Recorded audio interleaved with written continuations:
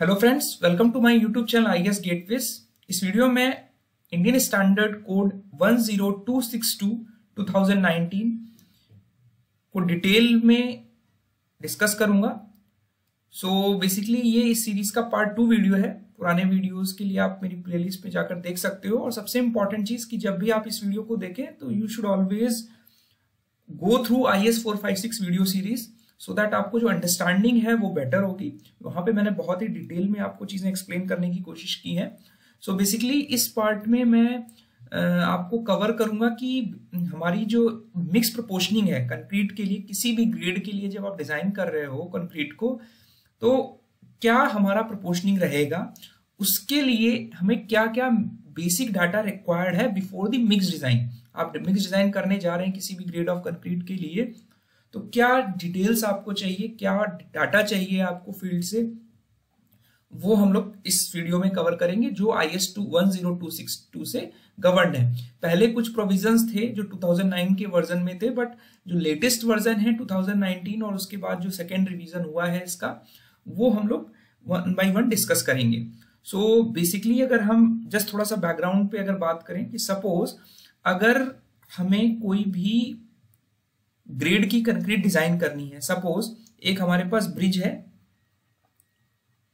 और एक हमारे पास रेजिडेंशियल बिल्डिंग है, ठीक है।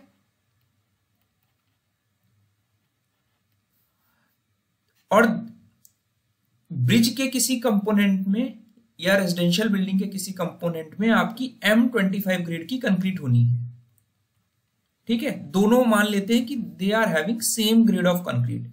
लेकिन जब हम मिक्स प्रोपोर्शनिंग की बात करेंगे तो दोनों की जो मिक्स प्रोपोर्शनिंग होगी वो डिफरेंट होगी।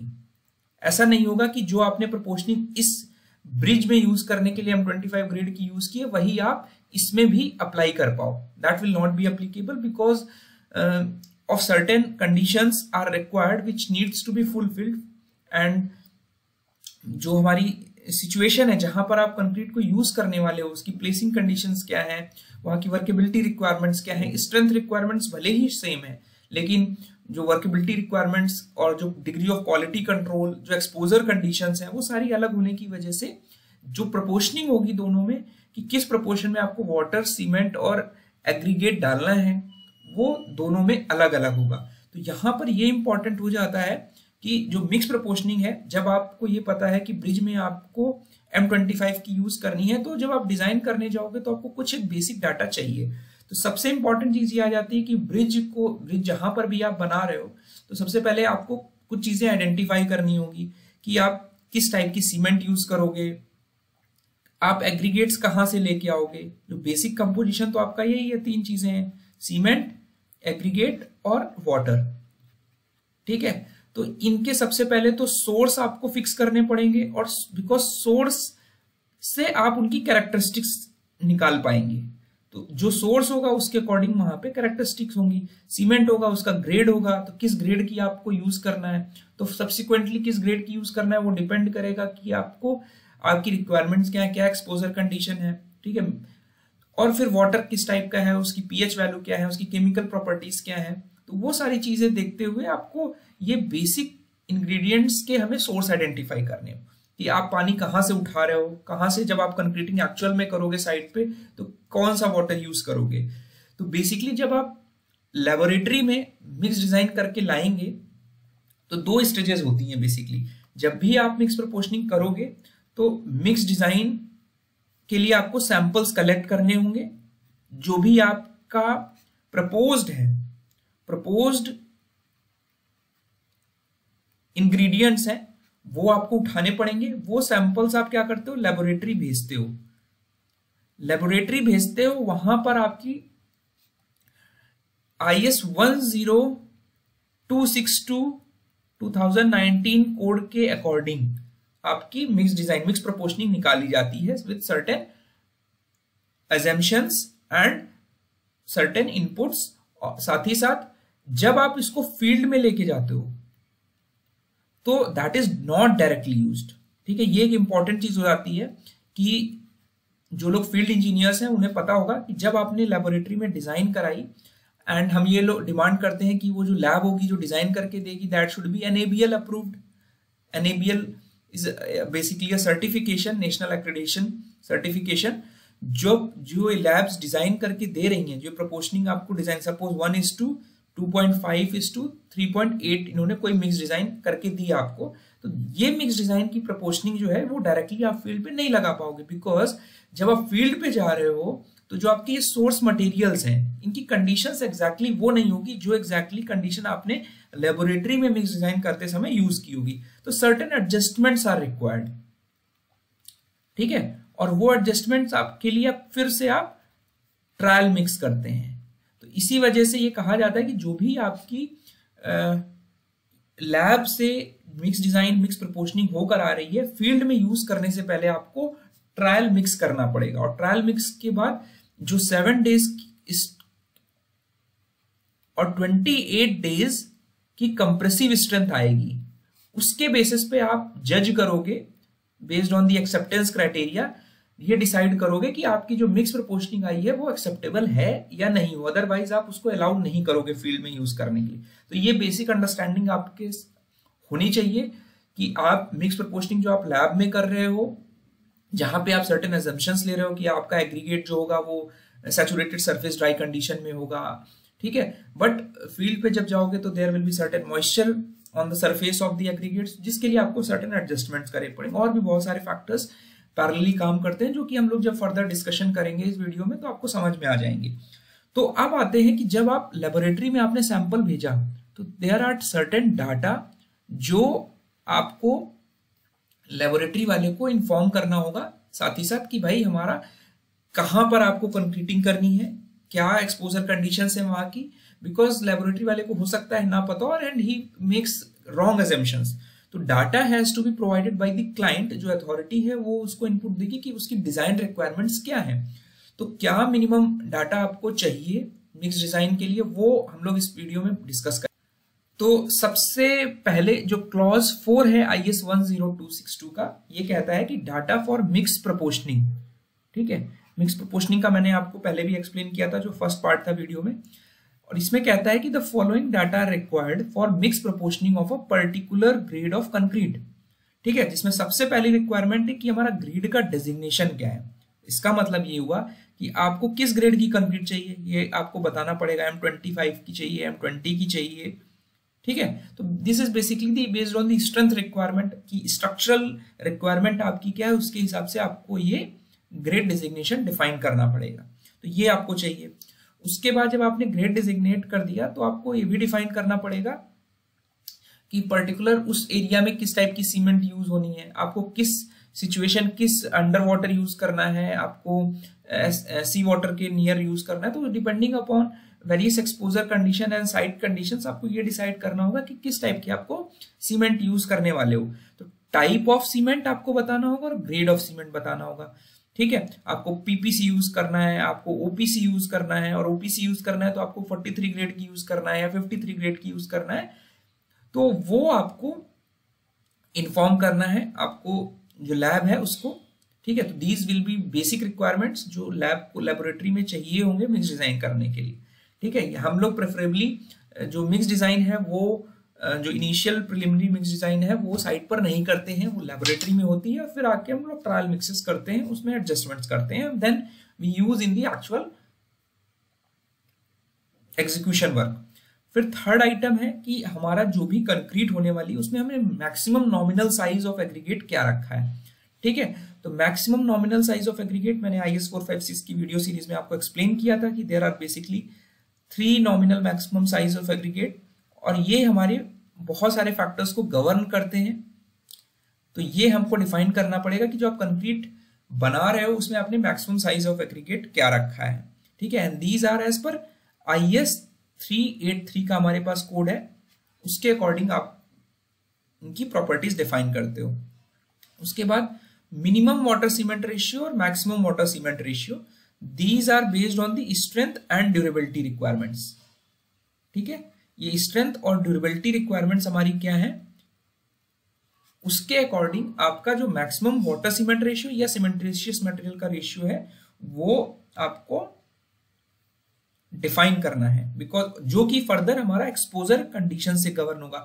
आप ये बता दो या फिर एक्सपोजर कंडीशन बता दो, लेबोरेटरी वाला जो बंदा होगा अकॉर्डिंग टू एक्सपोजर कंडीशन वो maximum water cement ratio consider कर लेगा, ठीक है, और स्ट्रेंथ रिक्वायरमेंट के according minimum water cement ratio consider कर लेगा।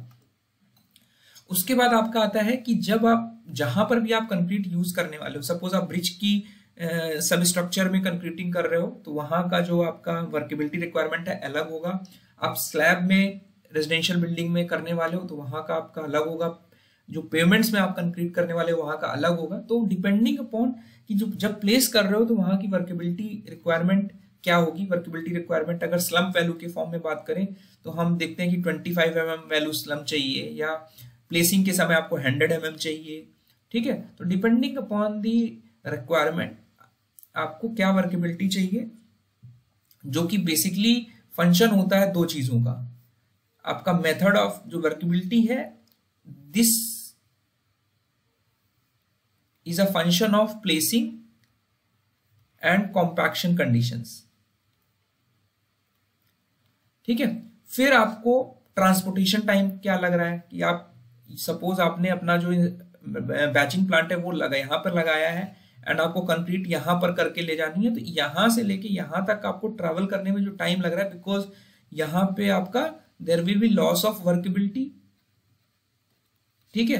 तो हमें ये देखना है कि ऐसा तो नहीं है, बिकॉज अकॉर्डिंगली आपको फिर उसका वाटर सीमेंट रेशियो एडजस्ट करना पड़ेगा to achieve the desired workability, कि अगर ट्रैवल टाइम ज्यादा है तो वो एडजस्ट हो जाए।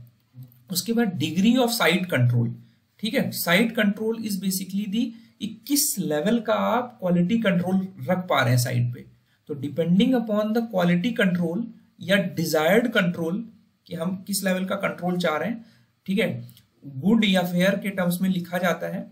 तो ये बेसिकली स्टैंडर्ड डेविएशन से गवर्न है, ठीक है। मतलब जो डिग्री ऑफ साइट कंट्रोल है वो गवर्न कर रहा है कि हमारा जो स्टैंडर्ड डेविएशन आपको मिक्स्ड डिजाइन में लेना है वो कितना लेना है, ठीक है।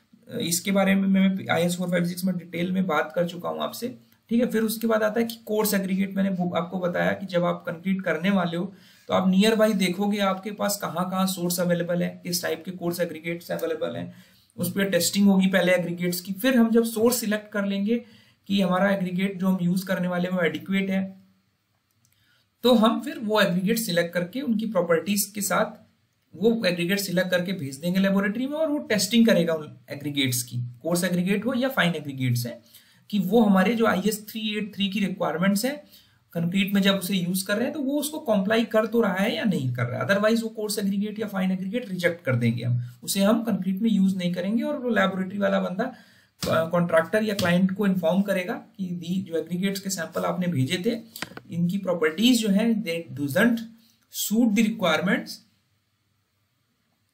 Of that particular grade of concrete की मिक्स डिजाइन के लिए, तो आप नया एग्रीगेट का सोर्स आपको आइडेंटिफाई करके भेजिए, ठीक है।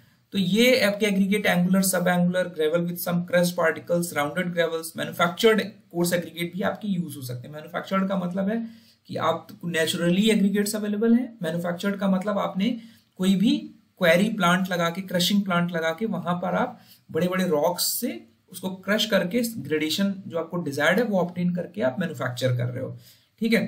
तो बेसिकली फाइन एग्रीगेट में भी आपकी manufactured sand, natural sand, mix sand सभी टाइप की एग्रीगेट्स अलाउड हैं, but there are certain requirements which have to be fulfilled by the IS 383। फिर उसके बाद आता है maximum cement content. Maximum cement content पे हमारा रिस्ट्रिक्शन है IS 456 में आपको मैंने एक्सप्लेन किया था। तो मैक्सिमम सीमेंट कंटेंट आपने क्या ले रखा है मिक्स डिजाइन में, ये आपको डिफाइन करना है। फिर कि किस टाइप का एडमिक्सचर आप यूज कर रहे हो या नहीं कर रहे हो, because they will be affecting various properties like workability, strength, water cement ratio. तो टाइप ऑफ एडमिक्सचर में भी of chemical admixture like calcium chloride आप यूज कर रहे हो। मिनरल एडमिक्सचर में अगर आप फ्लाई ऐश यूज कर रहे हो तो फिर उनकी आपकी क्या कंपोजिशन है वो डिसाइड करना पड़ेगा, उनका प्रोपोर्शन डिसाइड करना पड़ेगा। और उससे आपको देखना पड़ेगा कि जो प्रॉपर्टीज आपको डिजायर्ड है मिक्स डिजाइन की वो अप्रोप्रिएट है नहीं, वो अफेक्ट तो नहीं हो रही है। अगर आपको अर्ली एज स्ट्रेंथ रिक्वायरमेंट चाहिए, तो उसकी स्पेसिफिक रिक्वायरमेंट आपको बतानी होगी, अकॉर्डिंगली फिर मिक्स डिजाइन की प्रोपोर्शनिंग चेंज हो जाएगी। ठीक है, उसके बाद यहां पर एक नोट पड़ा हुआ है कि suitable reduction in water cement और water cementitious ratio shall be done. ठीक है, वाटर सीमेंट रेशियो में हम सुटेबल एडजस्टमेंट करेंगे बेस्ड ऑन जो ट्रायल मिक्सेस से आपने लेबोरेटरी में मिक्स डिजाइन फाइनल किया, उसके बाद आपको वाटर सीमेंट रेशियो रिडक्शन करना है to achieve specific requirement of high early strength. ठीक है, अगर हाई अर्ली स्ट्रेंथ की रिक्वायरमेंट है तो आपको जो मिक्स डिजाइन आपने की ट्रायल मिक्सेस से उसका वाटर सीमेंट आप रिड्यूस कर दोगे तो you will get higher strength. ठीक है, और उसके बाद वो फर्दर उस रिड्यूस्ड वाटर सीमेंट रेशियो भी फर्दर ट्रायल्स आपको करने पड़ेंगे। ठीक है, इसमें यही बात लिखी हुई है कि जो रिड्यूस्ड रेशियो है that shall be fixed based on trials for required early strength. तो एक इंपॉर्टेंट चीज, आप ऐसे अजम्पशन से अपने एक्सपीरियंस से नहीं ले सकते, जो भी आप वाटर सीमेंट रिड्यूस कर रहे हो that has to be trial mixed. जब डिजायर्ड आपको रिजल्ट्स मिल जाएंगे तभी आप उसको यूज करोगे फील्ड में जाके। ठीक है, these trials shall be carried out after रिकैलकुलेटिंग all the mix proportions. तो ये कुछ बेसिक्स थे जो आपको फर्दर जब मैं आपको एक्सप्लेन करूंगा कि मिक्स डिजाइन हम कैसे कर रहे हैं, तो ये आपको पैरामीटर्स याद रखने हैं। ठीक है, कि आपको ये एस्पेक्ट्स आपको मिनिमम आपको पता होना चाहिए किसी भी मिक्स प्रपोर्शनिंग से कोई स्टार्ट करने से पहले। So thank you, further videos में आप बनाता रहूंगा, अपना फीडबैक जरूर शेयर करें। So thank you and all the best.